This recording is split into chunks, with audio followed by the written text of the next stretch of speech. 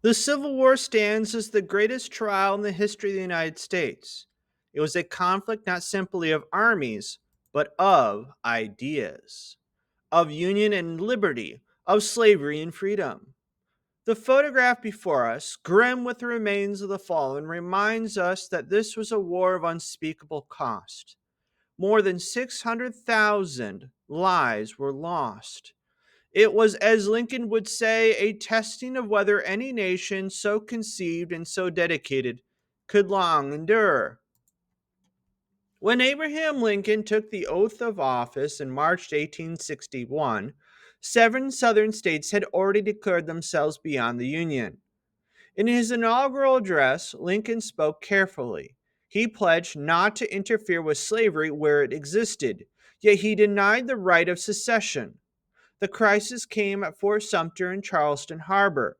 When Lincoln sought merely to provision the fort, Confederate guns opened fire in April 1861.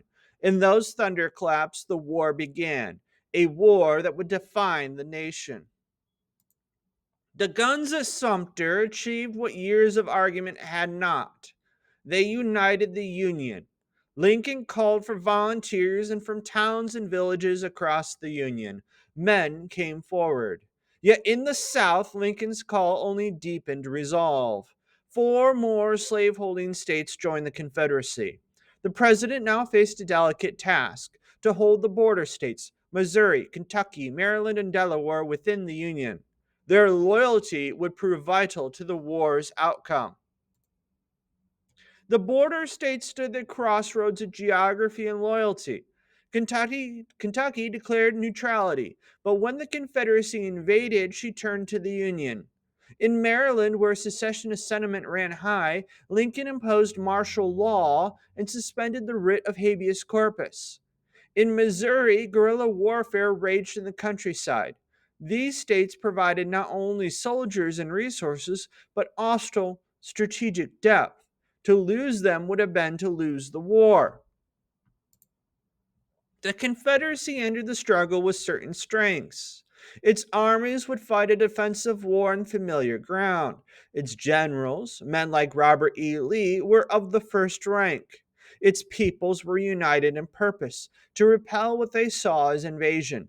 Cotton, too, they believed, would bring foreign aid. Yet the South faced crippling disadvantages. It had little industry, few railroads, no navy, and a government hampered by the very principle of states' rights upon which it was founded. The Union, for its part, possessed enormous advantages: an industrial base unmatched, the majority of the nation's population, and a vast rail network. These resources would in time prove decisive, but the North lacked strong military leadership in the early years, and its cause was at first less compelling: to preserve the Union. Only later would emancipation give the war a higher moral purpose. By 1865, nearly 200,000 black men had worn Union blue, proof that freedom itself had become the cause. War on this scale demanded manpower. In 1863, Congress enacted the Conscription Act, requiring all men between 20 and 45 to register for the draft. Yet the law favored the wealthy. Those with $300 could hire substitutes. In New York City that July, anger boiled over. Crowds, largely Irish immigrants, rioted, attacking African Americans and the wealthy alike. The draft riots revealed that not all Northerners saw the war as theirs to fight. In the war's early years, Lincoln was cautious. He insisted he fought not to abolish slavery, but to preserve the Union. He needed the loyalty of the border states and the support of Northern Democrats. To declare war for abolition in 1861 might have fractured his fragile coalition. Thus, even as battles raged, Lincoln's words remained measured. Yet the ground was shifting, and events would soon make emancipation unavoidable. Arguments converged. Militarily, freeing the enslaved struck at the South's labor system. Diplomatically, it aligned the Unions with Europe's prevailing anti slavery sentiment. Morally, it was the right course. Politically, it promised a permanent solution. Radical Republicans such as Charles Sumner and Thaddeus Stevens pressed Lincoln relentlessly. Congress passed the Confiscation Acts, declaring enslaved people in rebel hands to be free. By 1862, the president was ready to act. After the Union's hard won victory at Antietam, Lincoln issued the Emancipation Proclamation. On January 1st, 1863, he declared all enslaved persons in Confederate held territory to be free. The measure did not apply to the border states, nor to areas already under Union control. Yet its impact was immense. It gave the North a moral cause, dissuaded Britain and France from recognizing the Confederacy, and opened the Union ranks to black soldiers. Freedom had become inseparable from Union victory. Frederick Douglass had argued that enlistment was the path to citizenship, and so proved it. Nearly 180,000 African Americans served, many in distinguished units such as the 54th Massachusetts Regiment. They faced prejudice, lower pay, and the brutal treatment if captured. But they fought with valor, and in doing so, they demonstrated beyond question their right to full belonging in the Republic. War is a time when presidential power expands. Lincoln suspended the writ of habeas corpus, allowing the arrest of suspected traitors without trial. He ordered a blockade of southern ports and expanded the army, all without prior approval from Congress. Critics accused him of tyranny.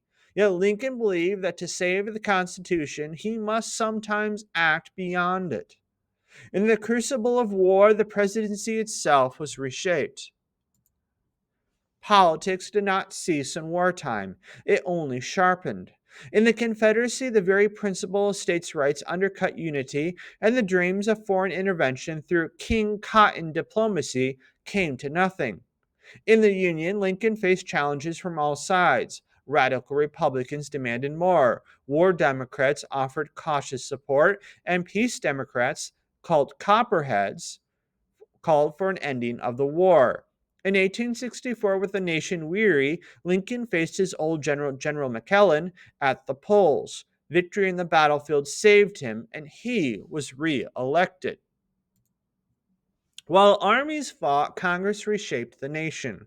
With Southern Democrats absent, Republicans passed far reaching measures: the Morrill Tariff to protect industry, the Homestead Act to encourage Western settlement, the Legal Tender and National Bank Acts to stabilize finance, and the Pacific Railway Act to lay the foundation for a transcontinental railroad.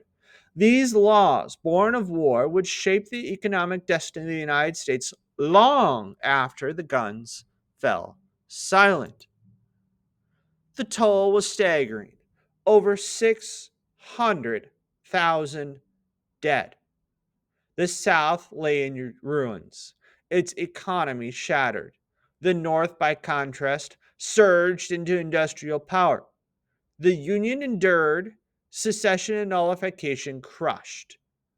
4 million men and women emerged from bondage, their freedom enshrined in the 13th Amendment. The Civil War, for all its carnage, was the ultimate test of the American experiment. Out of fire and blood, a new birth of freedom was achieved. Here ends the video.